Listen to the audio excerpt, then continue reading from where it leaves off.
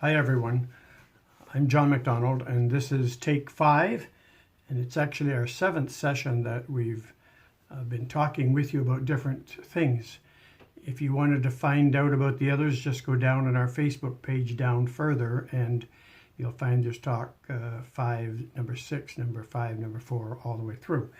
And we've talked about different subjects, but hopefully you're catching the theme that I'm trying to promote here. This theme this afternoon deals with well diggers. And as you know, I looked for a definition first. So what is a well?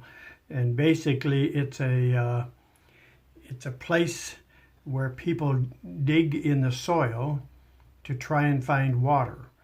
Now they may try and find other things, but the basic one historically is that they were searching for water. And many times people had to do it totally on their own with their own hands.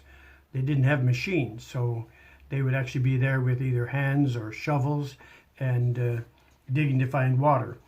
So that's what I'm speaking about is well digging. The scripture that we use this afternoon is, "And Isaac digged again the wells of water, which they had digged in the days of Abraham his father, for the Philistines had stopped them after the death of Abraham. And he called their names after the names by which his father had called them. And Isaac's servants digged in the valley and found there a well of springing water." I love this passage of scripture, and I love the thoughts that come from this passage about digging wells, because, and that's found in Genesis chapter 26 and verse 17, and of course I've read from the King James Version this afternoon. I generally give you 2 or 3 other versions as well. But this one just simply says that wherever Abraham traveled, if he wanted to settle down, then he had to have water. That seems to be the foundation of life, one of the building stones and foundation stones of life. So if you wanted to live, you had to have water. So that's what he would do. He would dig a well. He'd get his servants and himself, and they would gather around and find a place they thought there might be water. And I don't know how far they had to dig, but it probably had to be even upwards of 100 feet, where they would dig down into the ground to find water. I've actually had the privilege of digging wells. Back when I was with my father in Wasaga Beach, we dug hundreds of wells around Wasaga Beach because people wanted to have their own individual water supply. That's long before the pipes ran to your home, providing water to you. So this is a basic need. Water's a basic need. And if you don't have water, then you're not going to live very well. In fact, I just read this week, somebody sent me a notice because they thought I was getting old. But they simply said, you know, John, you should be taking water about every 2 or 3 hours. Even if you just grab a glass full and just take a little bit, you should be drinking water, because it's one of the basic things that our body needs, and it has many of the minerals and ingredients that we do need. Now, in Bible times, enemies always cut armies off from a source of water. Like if you wanted to conquer the land, then you cut off the water supply, and therefore the people would either starve to death or they would dehydrate to the point that they couldn't survive, and enemies would easily win a war if you didn't make provision for waters of your own. And thus, this is why it says here in the scripture that the enemies of Abraham filled in the wells.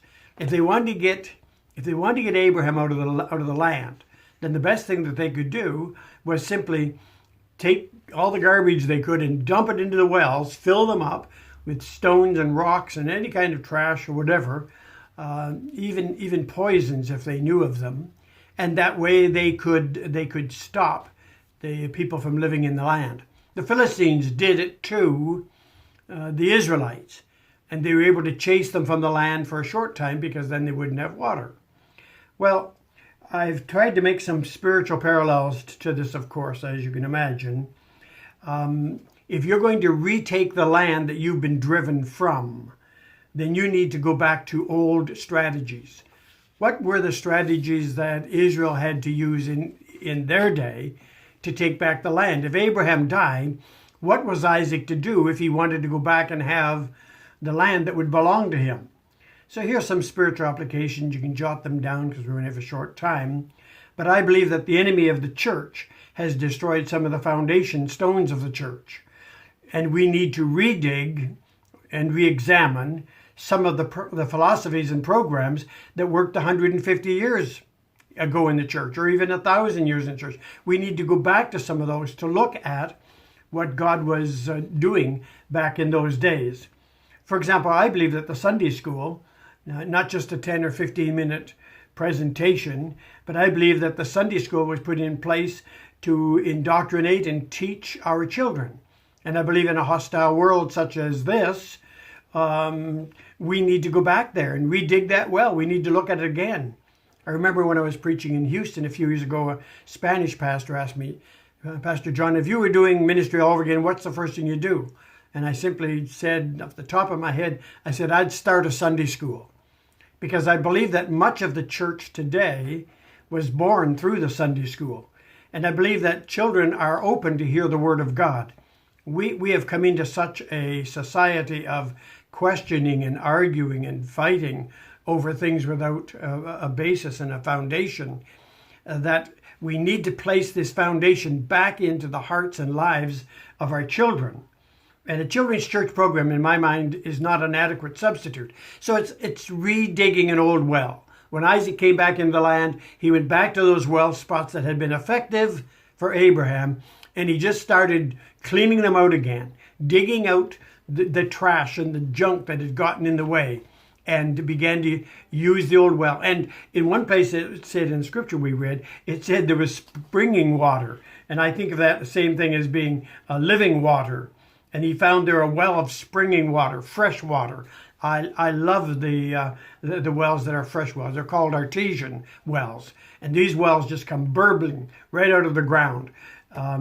So one of the things I would do if I was redigging and if I was working in the church still, I would redig the well of the Sunday school and say, I'm going to gather together 15, 50, 100, 1,000 children for our Sunday school program. I would teach them not just simple Bible stories. I would teach them things that children these days are able to learn. The simple Bible stories are wonderful, but we need to spend more time with our children, because if we want to have a foundation for the church that's going to be in the future, until as long as the Lord tarries, then we need to have another generation that is founded in the Word of God. The second thing I would do is I would work at the youth department of our churches. We lose children in the church at about ages 12 to 14. And we must analyze why we're losing them and then change our approach. Too often college professors devastate our youth the first week into their training. They devastate them with their alternative theologies. We need to have people who are trained and specialize in things that touch on the important things of children's lives and of young people's lives as they're growing up. I believe as well that there is a hunger in the hearts of young parents. These maybe young parents are becoming fear-driven because there's so much coming at them from every direction, and they're wondering, like, how are my children going to manage in the world that is around us and yet is yet to come? So I'm saying, because there is this hunger in their hearts that they want to see their children get some kind of deep teaching, some solid teaching, some old waves. We need to dig some of those wells again. I believe we're talking about a basic need in our families right now. Like there's the necessity for a foundation to be able to have people who would speak positively and powerfully and without apology. And we may take our lumps. I remember having tomatoes and apples and things thrown at us. I remember those days when our presentation of the gospel wasn't positive. But we have seen, over the last 50, 70 years, we have seen powerful moves of God, and I believe we need to dig some of those wells again that would allow some of those old ways to be used again. In fact, they've even said maybe we need more Christian schools. If somehow or another our school system is going wonky, then maybe we need some more churches that would start Christian schools. Even if you had 15 or 20 students. Almost every major religion that I'm aware of, whether it's the Jewish religion or the Muslim religion or Hindu religion, they have schools for their children and their youth. They're able to indoctrinate them. And I have no fault with that. Call it brainwashing if you want. It isn't. What it is we are indoctrinating our children so they would know actually what is happening. Well, that takes a lot of rebuilding, doesn't it? It takes a lot of redigging. Ezra chapter 3 verses 9 to 11 says, "And when the builders laid the foundation of the temple of the Lord, they set the priests in their apparel with trumpets, and the Levites, the sons of Asaph, with cymbals, to praise the Lord, after the ordinance of David, king of Israel. And they sang together by course, in praising and giving thanks unto the Lord, because he is good, for his mercy endureth forever toward Israel. And all the people shouted with a great shout when they praised the Lord, because the foundation of the house of the Lord was laid." Now, what more important thing can we do than that? And that is to dig some old wells that caused the greatest revival the world has ever known in the last 70 to 100 years. The greatest Christian revival we've ever known has been in this time. What is to cause that from happening again? Because we still have the same Holy Spirit, and we still have the same gospel message, and we still have those who are hungry for God. So let's redig some old wells. Let's relay some of the foundation stones so that God can be honored and blessed. Well, thank you for spending some time with us, and I've noticed different ones that are watching, and others are going to watch during the week. And I pray that God will put a real fire down in your bosom once again, put a passion down in your heart, to come up with a new vision, that as we come out of this COVID thing, there'll be a new emphasis in the church and by the people of God to be able to reach people for Jesus Christ. Thanks for watching. God bless. And if you appreciate what we say and you believe it, share it with some others. Just push the share button. And if you can, push the like button. That'd be appreciated. God bless you. Have a great week.